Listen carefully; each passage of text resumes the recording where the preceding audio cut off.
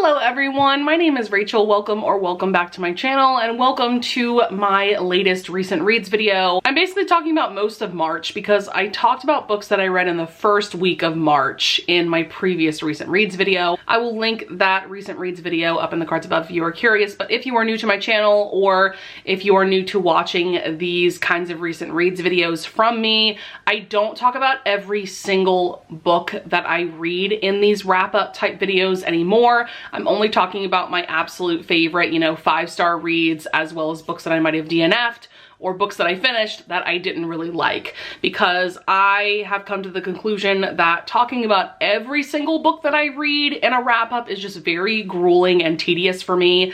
And sometimes I read books that just really aren't worth bringing up in a video. So without further ado, let's get into this video. I have 10 books to discuss. 2 of those are DNFs, and then the rest are 4 and 5-star reads that I really want to bring up today. So first up, we have Twisted Pride by Cora Riley. This is book 3 in her Kimura Chronicles series, which is a spin-off of her Born in Blood Mafia Chronicles series. So this is the book that I have been working up to. This is the book that is pretty much unanimously agreed that it is Cora Riley's best book, and it's the best book of this specific mafia world. And I have to say that I completely agree. This is the only book that I've read by Cora Riley that I gave a full 5-star rating. I do really enjoy her mafia world and her mafia romances in general, but most of them have been 4-star reads. A couple of them were like 3.5 stars. So I definitely had very high expectations going into this book. So this is about Ramo, our hero, who is the capo of the Vegas Kimura. And it is a captor-captive romance. Ramo and his brothers kidnap Serafina, who is essentially a mafia princess under the protection of the Chicago outfit, so the Chicago Mafia, and it is her wedding day. She is getting ready to marry a man that she has been betrothed to for years, if not her whole life at this point. And Serafina is genuinely happy to be marrying this man. They have had a really good friendship going for years, so she has no issue marrying him. But then Ramo comes onto the scene, kidnaps her, takes her back to Vegas with him. And so one of the things that's so amazing about this book is how Ramo brings to Serafina's attention how trapped she truly was in her life before he kidnapped her. Like, yes, she's technically trapped with Ramo now, but she was never going to be free as a mafia princess. The women in this world, they're put into these arranged marriage situations, and like, that's the end of it. They have no freedom, they have no independence. And on the other hand, Ramo is definitely not a good guy. He's kind of a psycho. He is known to be a very ruthless mafia boss. He will do whatever it takes to succeed in this mafia world, even if that means breaking sacred rules among these different mafia families. And so seeing someone like him fall for someone like Serafina, it's just a very interesting dynamic that I felt was very unique. I haven't read anything quite like this before from a mafia romance. I just loved seeing the journey that these two characters go on, because boy, do they go on a journey. Who they are at the end of the book is very different from who they are at the beginning. And Ramo has like sort of a redemption arc, but not really. Like, Ramo is who he is. We know that he's very ruthless, like I said, and he's unapologetically so, but he does go through some changes over the course of the story, and I just really loved how this romance turned out. And now I totally understand why so many of my friends love this book and why it's their favorite Cora Riley book. Honestly, I don't think I'm going to continue on with the series, because I've heard that this series very quickly goes downhill, and I haven't heard really great things from anything recent that Cora Riley has come out with. So I think this might be the end of my Cora Riley journey, and I'm totally fine with that because I loved this book so much. So for me, it's like ending my journey with her on a high note. So next up, I have a couple of historical romances I want to bring up. First of all, we have Devil in Spring by Lisa Kleypas. This is book 3 in her Ravenel's series, and man, can I just say, these books are just such comfort reads to me. The Ravenel series and the Hathaway series to me are like peak Lisa Kleypas. Whenever I pick up one of these books, I just instantly feel so cozy and happy, and I just love Lisa Kleypas's writing style in these books, and they're just so like charming and enchanting to read, you know? So the premise of this one is that we have Gabriel, who is actually the son of Evie and Sebastian, who are the heroine from Devil in Winter, hence why this has a similar title to it. And though I recently made a video about historical romances that I feel are either overrated, worth the hype, or underrated, and I will link that up in the cards above. If you watch that video, you will know that I featured Sebastian quite a bit in terms of a hero that I feel is overrated. However, him as a parent is everything to me. I loved Evie and Sebastian in this book. I love that we got a couple of chapters from their POV throughout the story. And so we have Gabriel, like I said, who is Evie and Sebastian's son, and then we have Pandora, who's probably the quirkiest Lisa Kleypas heroine that I've ever read. She reminds me of the heroine from Tempt Me at Twilight. I can't remember, was her name Poppy? I can't quite remember, but they definitely remind me of each other. She is at this ball one evening because there are relatives in her family that are kind of putting pressure on her to be part of society and all of that.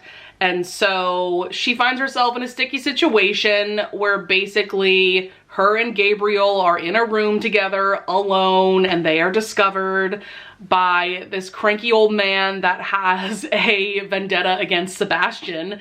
And so this old dude is like, well, you better marry her now because y'all were in a room alone together. And as we know back then, like, it was very easy to ruin a woman in society's eye. And so Pandora doesn't give a shit about her reputation, but she knows that her scandal would affect her twin sister and just her family as a whole, and so she's definitely in a dilemma for sure.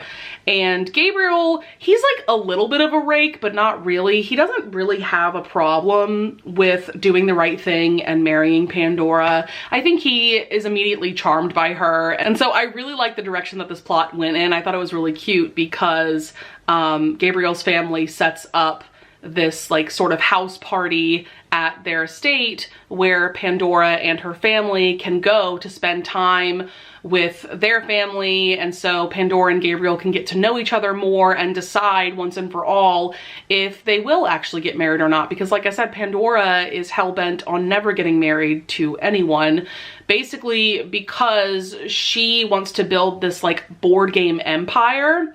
And she knows that the laws back in this time period were just horrendous for women who got married. Basically, the second you got married, everything of yours was legally your husband's. And so she knows that if she were to get married, that she wouldn't have control over her business. This was just so charming, such a sweet romance. We love a hero like Gabriel who was just so gone for the heroine.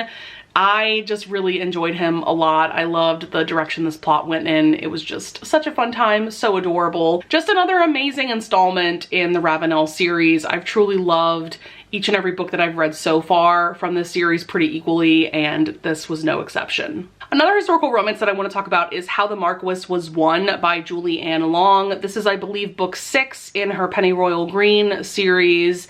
And this is a book that I had seen floating around Bookstagram a lot specifically. There are a lot of Bookstagram creators that I follow who really love this book. So I've read every book in Julie Anne Long's Palace of Rogue series, which is her most recent series, and this is definitely an older series from this author.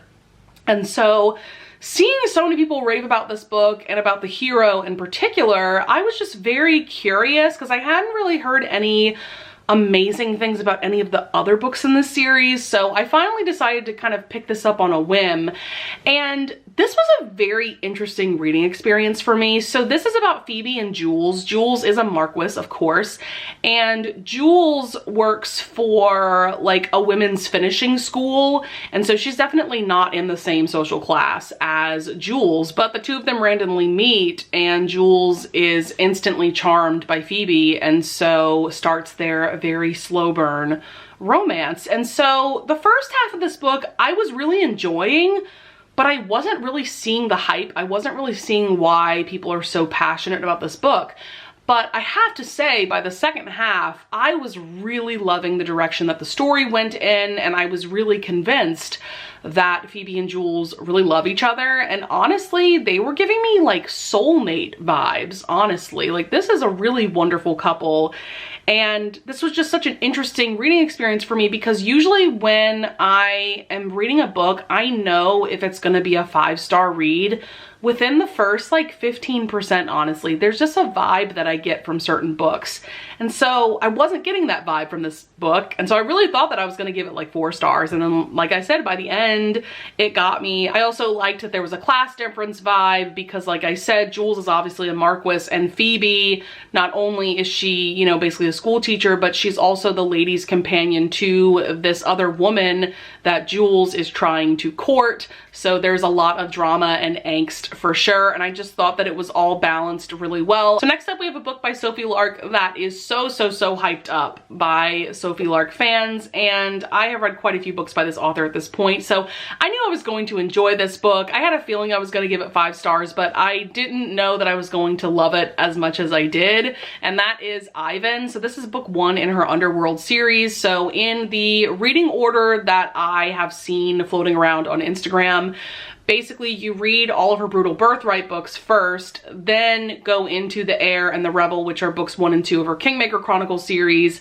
take a break, read Ivan and Snow, which are books 1 and 2 of her Underworld series, and then go back to The Bully, which is book 3 of the Kingmaker Chronicles. Now, I also want to throw out there that you can definitely read this and Snow before The Heir, before jumping into the Kingmaker Chronicles at all. So if you're someone that prefers to just read your series at once, you don't want to be interrupted, I would recommend just reading these 2 books in between the Brutal Birthright books and the Kingmaker books. I kind of wish that I would have done that, because after finishing The Rebel, that sets up The Bully so well that I immediately wanted to jump into the book, but I couldn't, because I knew that I had to go back and read these books. So this is about Ivan, who is the boss of this Russian Bratva group. This takes place in St. Petersburg, and we have Sloane, who is an assassin for hire.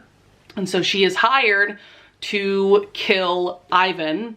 And so she infiltrates her way into his compound, and she is about to kill him when she realizes that Ivan wasn't actually asleep. And so Ivan takes her as his prisoner. And let's just say Ivan uses some very interesting torture techniques to get answers out of Sloane, and it's absolutely everything. So I read this book in just a few hours. And the reason why that's so crazy is because there are no audiobooks for the books in this series. And so it usually takes me longer to get through a book when I don't have the audiobook to listen to. But I was just so sucked into this story immediately, and it's paced so well that I could not put this book down. And it's been quite a while since I've read a book in a day, but like I said, I just could not stop reading this book until the very end. I loved the mafia plot, I loved the romance plot, everything was just balanced so well. So yes, final verdict, this book is absolutely worth all of the hype that it gets. Definitely one of my top favorite books that I've read by Sophie Lark so far. So next up, let's take a break from all the 5-star reads, and let's talk about 2 books that I DNF'd or did not finish this month. So first up, we have A Strange Hymn by Laura Thalassa. This is book 2 in her Bargainer series, also known as the Rhapsodic series, because Rhapsodic is the title of book 1. This is a fantasy romance series that involves fae. Callie is also a siren, which is interesting. I don't feel like going through the entire plot of this story, so I'm not going to, but I DNF'd this at the 20% mark because I loved book 1. I gave it 5 stars. Their romance was giving me ACOMAF vibes, Faye Resand vibes for sure, while still being its own unique story. But I found as soon as I started this book that I did not care about the romance anymore, like at all, and I didn't really care about the non-romance, like magical Fae plot either, which is just crazy considering how much I loved book 1, but it is what it is, and I just had to put this book down. I was bored, I was zoning out, and I don't think that I'm in a fantasy romance mood at the moment anyway, so yeah. I mean, maybe one day I'll retry this series, but I don't know. And then another book that I ended up DNFing, which I'm very sad about this because I was more than halfway through the book. This is The Disappearances of Draco Malfoy, which is a Harry Potter fan fiction that has such a compelling premise to it. Basically, it is the plot of Harry Potter and the Deathly Hallows as if Draco Malfoy is looking for the Horcruxes with our main trio. And we see that his presence and his actions influence the Horcruxes that they find first and just the overall plot, which that was all very interesting. But this is a very, very, very long fan fiction. Now, there is a completed audiobook for this entire fic on Spotify, so I would definitely recommend checking that out. So the reason why I'm sad that I didn't finish this is that I was really genuinely enjoying this fic for a while. I got to about the 57% mark before I decided to put it down, and I just loved this premise of Draco being with the trio, finding these Horcruxes, and this was also featuring a Hermione romance. You know, what more could you want? But it was just taking me a very, very, very long time to get through this fic. I started this all the way back in like early to mid-January, and I decided to put it down like a few days ago, and we're at the end of March. Like, that's insane for someone like me, considering how much I read, you know, and how quickly I can get through books. I still would recommend that you check this out for yourself if the premise appeals to you at all. And like I said, I thought that the audiobook was very well done. So let's get back to some books that I loved. I do want to bring up The Punishment of Ivy Leavold. I did give this 4 stars, but this is the third and final novella in the Ivy Leavold series that I have been working my way through the past couple of months. You might recall that this is basically a very spicy Jane Eyre retelling, and this last installment was just as good as the first 2. I really like that Sierra Simone decided to break this story up into 3 separate novellas as opposed to having it maybe be one long book, something like that.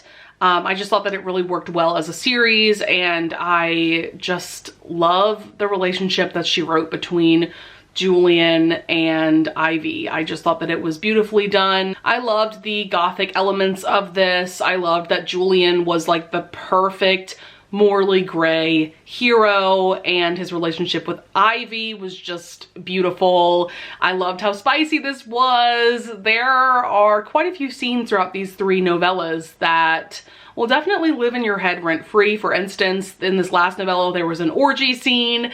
In book 2, there was a threesome scene, and I think book 1 had another orgy scene. So there you have it, a fun time for sure.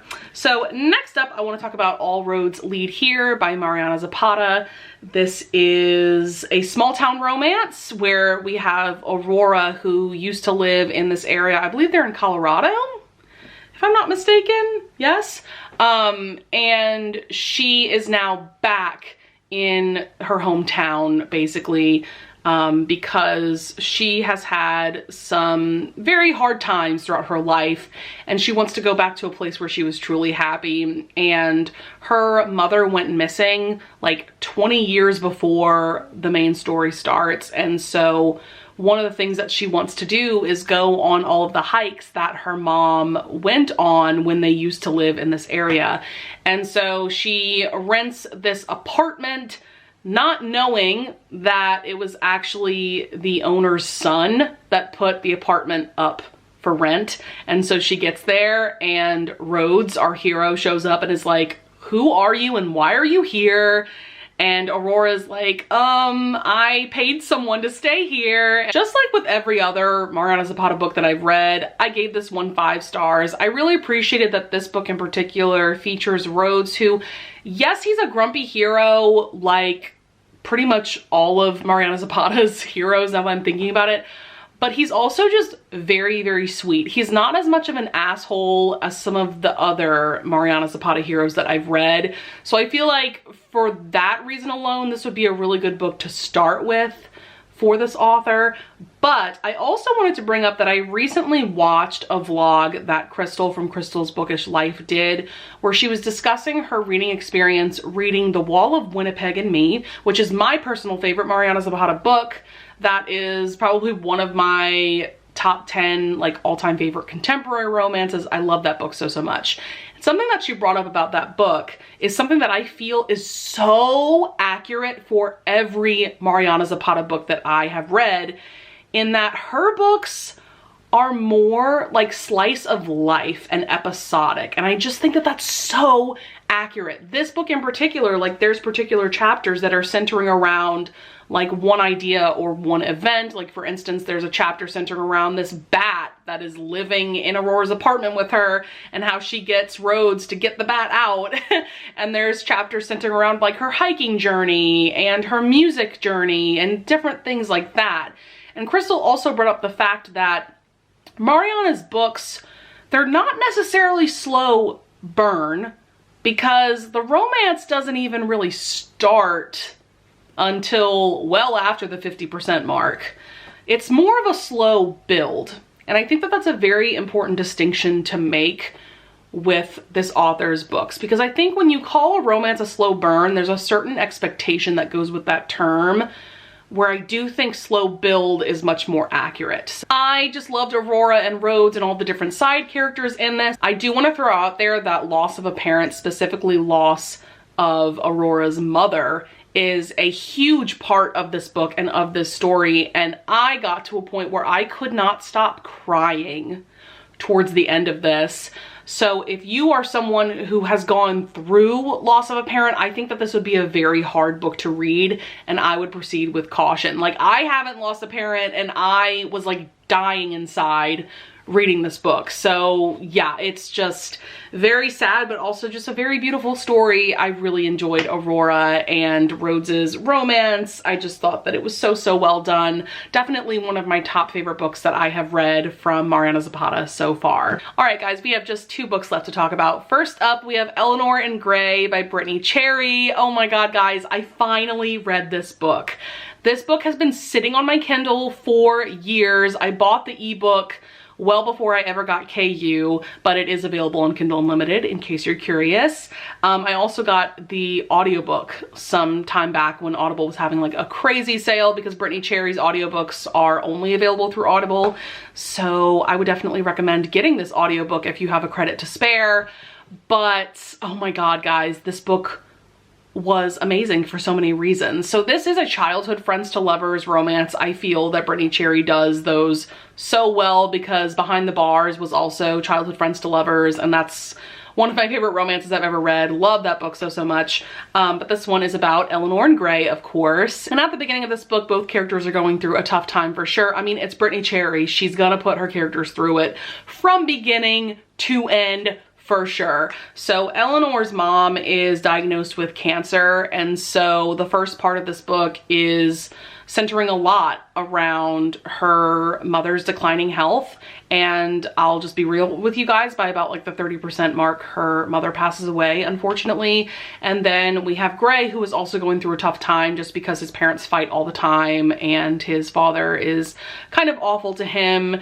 And so basically Eleanor and Gray find solace in each other. They become very, very close friends, and their relationship does turn kind of romantic for sure, but they don't really put a label on it. And so Eleanor and her family end up moving away. And so from then on, Eleanor and Gray just kind of eventually stop communicating with each other. And there's like a 15-year time jump or something like that, like an insane amount of time. And so Eleanor comes back into Gray's life as his nanny. Actually, we see that Gray married this woman named Nicole, and he has 2 daughters, but Nicole passed away in a car accident that all 4 of them got in. And so we just see Eleanor work her way back into Gray's heart. Y'all, this is one of the best nanny romances I've ever read. I didn't even know this was going to be a nanny romance, so when I saw the plot going that way, I got very excited because I love that trope. And I just loved seeing Eleanor's relationships with Gray's daughter. daughters throughout the second half of the book, and then, you know, seeing Gray and Eleanor fall back in love with each other, and there's plenty of angst and drama to go around. This book definitely pulled at my heartstrings, just like the other two books that I read by this author. I just thought this was beautiful, and oh my god, I cannot wait to read the Landon and Shay duet. So Landon and Shay are characters that are featured quite a bit throughout Eleanor and Gray, and so we see snippets of this like hate to love dynamic going on between the two of them, so I cannot wait to read their story ASAP. And then the last book that I have to talk about is a book that I finished last night, which is Unveiled by Courtney Milan. This is the March book club pick that Lisa and I chose for the Blushing Blue Stocking Society, which is a historical romance book club that we run together, and we pick a book every month and then we do a live show discussion at the end of each month and discuss the book together. This is only like my third book that I've read by Courtney Milan. I've read The Duke Who Didn't, which is definitely a rom-com, and then I read Unlocked, which is actually a novella in this same series. This is the Turner series. And so I've just been dying to dive more into Courtney Milan's backlist. I didn't really know what to expect out of this book. I just knew that there was a revenge element to it. But this is about Margaret and Ash. And so Ash is a distant cousin of Margaret's. She is the daughter of a duke, but Ash makes it known that the current duke, who, like I said, is Margaret's father, is actually a bigamist. He was already married to someone else when he married Margaret's mother, which means that all of his children from his second marriage are illegitimate. They are bastards. So Margaret and her two brothers are actually bastards. And so because Ash has brought this to light, he is now the heir to the dukedom. The plot of this book really kicks off when Ash goes to the ducal estate to confront the current duke, who is this old man who is withering away from illness. And the reason why he did all of this was to get revenge against the current duke, because the current duke did something awful to Ash's sister, and so this is his way of getting back at him. And so Margaret is actually going undercover as the duke's nurse, so her father's nurse, and Ash is just immediately taken with her. He's immediately attracted to her, and he does not know why. And Margaret, rightfully so, like hates Ash's guts because he has essentially ruined their lives, though it's really not Ash's fault that the duke was a bigamist, but he is the one that brought it to light, right? And so we have this hate to love dynamic going on. So we've got a lot of angst for sure. There's also the dash of hidden identity, given that Margaret is just pretending to be a nurse when in reality she's the duke's daughter. I love this book. I couldn't help but give it 5 stars. And one of the reasons why is because Ash and Margaret gave me slight Faysand vibes, so Feyre Rhysand vibes from A Court of Mist and Fury. And that's because Ash wants nothing more than to set Margaret free from the restraints of society. You know, Ash doesn't know this, but Margaret is a duke's daughter, and so she was raised a certain way to just, you know, be a part of society, do the whole marriage mart thing, and just marry a man of nobility, and that be the end of it, right? And so though Ash thinks that she's a servant of the household, he really brings to her attention that, you know, we are all restricted by the rules of society, but you don't need to be. You know, you are important, you matter, and, you know, you should be allowed to live your life the way you want to. And that is just a revelation to someone like Margaret because of how she was raised and because of the expectations put on her from her brothers and from her parents. Another element of their romance that gave me Faysand vibes actually is that Margaret is going undercover as a nurse because her brothers are actually in London trying to get this whole bigamy thing to go away because they don't want to be illegitimized. They don't want to be known as bastards. And so they want Margaret to go undercover so that she can spy on Ash to see what kind of man he is and what he's doing at all times. And so in that way, her brothers remind me just like a teensy bit of how Tamlin you know, kind of interrogated Pharaoh when she came back from the night court the first time about like what Rhys was doing and what was going on there and things like that. So I also thought that that was an interesting plot point to bring up. But yeah, I loved this romance so much. Ash is a wonderful hero. We love a hero that just wants to set the heroine free, right? And the way that he's just gone for Margaret is everything, and the angst, the drama, it was all so well done. I love that they both ended up doing grand gestures for each other by the end. I love when a heroine does a grand gesture, you know, because it doesn't happen all that often. And I just thought that this was wonderful. So I cannot wait to read the rest of this series. I think there's only 2 other books, because this is just a series that centers around the 3 Turner brothers. That's going to be it for this recent reads video. I hope that you guys enjoyed. I would love it if you would leave a comment down below if you want to discuss any of the books that I brought up in this video, or if you want to give me recommendations or anything like that. I would also love it if you would leave a like and subscribe, and I thank you so much in advance if you do, and I will see you guys in the next video. Bye!